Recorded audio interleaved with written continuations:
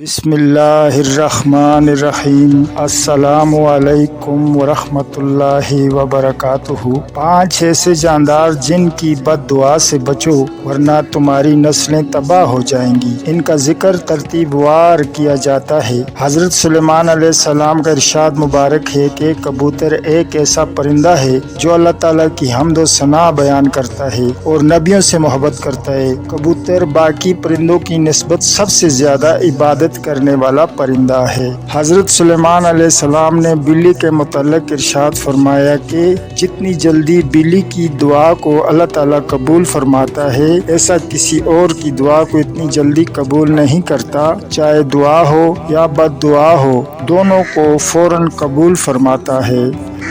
حضور علیہ السلام نے ایک عورت کو جہنم کے عذاب میں مبتلا دیکھا اور اس کے متعلق پوچھا کہ کس وجہ سے جہنم کا عذاب ہو رہا ہے۔ بتایا گیا کہ اس عورت نے بلی کو گھر میں باندھ کر بھوکا پیاسا رکھا تھا، جس کی وجہ سے بلی مر گئی، بدلے میں یہ سزا ہوئی۔ حضرت سلیمان علیہ السلام نے ارشاد فرمایا کہ چڑیا ایک ایسا پرندہ ہے جس کو اللہ تعالیٰ بہت پسند فرماتا ہے اور اس کی 3 خصوصیات بیان فرمائی۔ صبح جب اٹھتی ہے تو اللہ تعالیٰ کی حمد و ثنا بیان کرتی ہے۔ یہ ایک بہت ہی معصوم پرندہ ہے، اس میں ذرا بھر چالاکی نہیں ہے، یہ اللہ تعالیٰ پر بہت زیادہ بھروسہ رکھتی ہے۔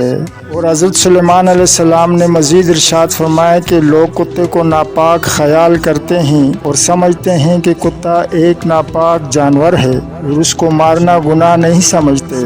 آپ نے ارشاد فرمایا کہ جن لوگوں نے کتوں کو مارا یا تکلیف پہنچائی تو ان لوگوں کو اللہ تعالیٰ نے تباہ و برباد کر دیا۔ 5ویں چیز جو حضرت سلیمان علیہ السلام نے بیان فرمائی وہ چیونٹی ہے۔ اس کے متعلق ارشاد فرمایا کہ جس کو لوگ عام جاندار سمجھ کر اس کو پاؤں تلے رون دیتے ہیں، ان چیونٹیوں کی اللہ تعالیٰ کی بارگاہ میں بہت بڑی اہمیت ہے۔ اللہ تعالیٰ چیونٹیوں کو بہت پسند فرماتا ہے اور ان سے محبت کرتا ہے، لہٰذا اللہ تعالیٰ کی مخلوق کو حقیر جان کر کبھی تکلیف نہ پہنچاؤ، بلکہ ان کے ساتھ بھی رحم و بلائی والا معاملہ کرو تاکہ تم پر اللہ تعالیٰ رحم فرمائے۔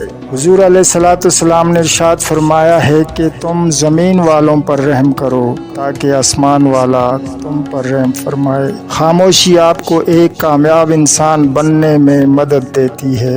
حیرت ہے کہ انسان ہاتھ دنیا کے آگے پھیلاتا ہے اور گلہ خدا سے کرتا ہے۔ آج کے دور میں اگر تعلقات خراب ہو جائیں اس سے ٹھیک کرنے کی کبھی کوشش نہ کریں، بلکہ اپنی مالی حالات ٹھیک کریں، تعلقات خود بخود ٹھیک ہو جائیں گے۔